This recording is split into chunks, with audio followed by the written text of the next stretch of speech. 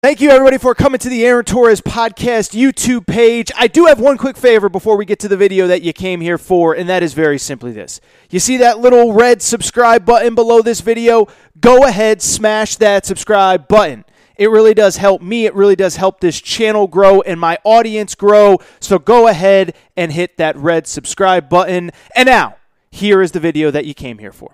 I do want to talk about the breaking news that happened on Sunday, right as I was about to hit record on this basketball segment, and that was that Oscar Tshiebwe has committed to Kentucky as a transfer who, of course, started his career at West Virginia.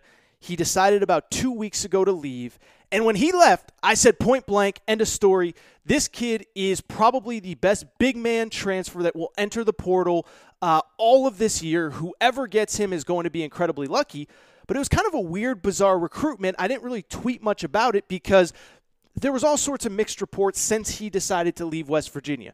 First was that he was in Miami working out, that he was going to go pursue pro options. He's from overseas. Maybe he'll consider an overseas contract. Then you hear reports that it's basically a done deal to Miami. He's been working out in Miami. He knows the people in Miami, whatever. But clearly over the last couple days, word kind of started trickling out that, Kentucky might have a real chance at this thing. He did some Zoom meetings the other day, and he ultimately did commit to Kentucky on Sunday. And let me tell you, this is a difference-making deal for 2021-2022. First of all, he's a really good player. He was a McDonald's All-American coming out of high school in 2019. Actually chose West Virginia over Kentucky. I've heard some mixed things that maybe he wanted to be at Kentucky a little bit more, but the adults in his life wanted him to go to West Virginia. They were more comfortable with the staff, whatever. Not accusing anyone of anything, not saying anything was done wrong, but I do believe that he probably originally did lean towards Kentucky. But again, there's all sorts of factors that go into what kid makes what decision. And it's not as though he made a bad decision by going to West Virginia and playing for a future Hall of Famer in Bob Huggins. When you look at beyond just that, you add in the fact that he was really, really good last year. As a true freshman, he actually led the team in scoring and rebounding. As a true freshman a season ago, he averaged 11.5 points, 9.5 rebounds. He was a big reason why I picked West Virginia to go to the Final Four in the preseason, because he and Derek Culver are both monsters down low. And I was like, dude, these two guys are so physical and so tough and so nasty. I don't know how anyone can handle them in an NCAA tournament setting. Now, clearly it didn't work out, and I don't want to sugarcoat it. Things clearly did not go well because his stats dropped.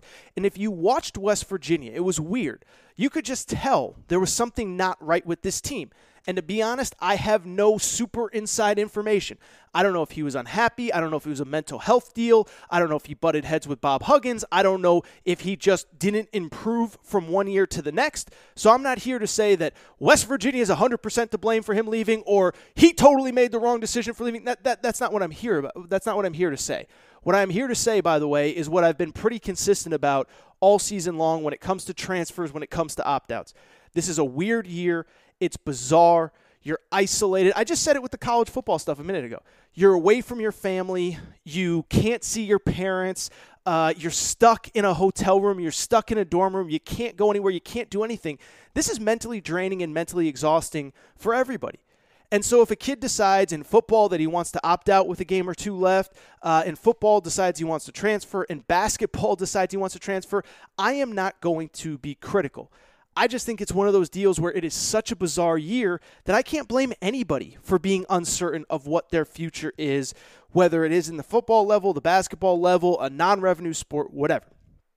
Now, in terms of what he's getting, in terms of what Kentucky's getting, in terms of the reason that there should be excitement, they're getting a really good player.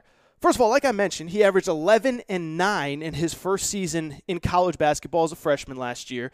For people who aren't as familiar with his game, he is a big, physical, powerful, low-post player. And I do think part of the reason he left West Virginia, I talked to a couple people at West Virginia, I don't think that he believed that he was getting developed the way that he needed to be. West Virginia, we've all watched him play. They're big, they're physical, they're mean, they're nasty. The one thing you don't really normally say about West Virginia is that they're super skilled, right? They're not Villanova. They're not Virginia. They're not Iowa that's just draining threes from 40 feet. They are a team that frankly just wants to beat you up and overpower you. And so I do think that as a Kentucky fan, there's reason for excitement.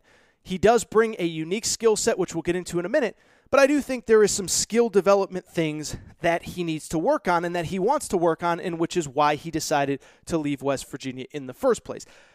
But what you are getting is, frankly, just exactly what Kentucky needs. First of all, you're getting a veteran, and I think this is so important, guys, because I understand there's no way to know what transfers are going to work, which transfers aren't, all that stuff, right? I was the guy that said Olivier Sarr was going to be awesome from day one. He's getting there. He ain't there yet. I was also the guy on the flip side, Carlik Jones, who's Louisville's best player. I said, I don't know if that guy can cut it in the ACC. Well, that kid's been awesome. So I'm not here to make any definitive statements. But one, he gives you a piece that's going to be my understanding, and I'm just kind of doing this off the top of my head. The commitment literally happened 2 minutes before I started recording. He brings he'll be a veteran presence. He's used to college basketball, the physicality, the demands, that is not going to overwhelm him. But on top of that, he's just going to bring a veteran presence to the floor. We just talked about Keon Brooks a minute ago, the importance that he has. Well, this is a guy that's going to be in this program this season, and no matter what happens, no matter who decides to go pro, no matter who decides to transfer, this guy is going to be there to kind of bridge the gap between this year and next year. I also think if you're a Kentucky fan, the reason to be excited is because there's some guys on this team right now that are playing well that you'd have to think are going to be back next year, right? Like Jacob Toppin's awesome. But he was going to redshirt this year. He ain't going nowhere. Devin Askew, I know it's always a sketchy thing with West Coast kids. Kentucky hasn't had a good track record of keeping them. I think Devin Askew's back next year. I think he's developing, and I think he's growing within that Kentucky program. Lance Ware. I don't think it's out of the realm of possibility that maybe Isaiah Jackson is back next year, depending. And then, oh, by the way, you got a 3-man recruiting class coming in already with Nolan Hickman, Damian Collins, and Bryce Hopkins. So, to me, I just think this is a game changer, and I think it's great for Kentucky, and I think more than anything is that Kentucky, and I was super critical of this 2 weeks ago, to go back full circle about how critical I was, they are a program that needs to start developing veterans within the program, and they can't hope that every single year their freshmen pop and are All-American type players, because clearly that is not the case. But this is huge for Kentucky. This is a big win for this program. And I just think it's a great thing for them going into 2021, 2022, because along with Devin Askew and some of the other guys, they really do have a building block for next season. All right, really quickly, I want to wrap on a couple kind of different topics outside of all the stuff that we've talked about. The first one is the team that Kentucky is going to play on Tuesday, Alabama.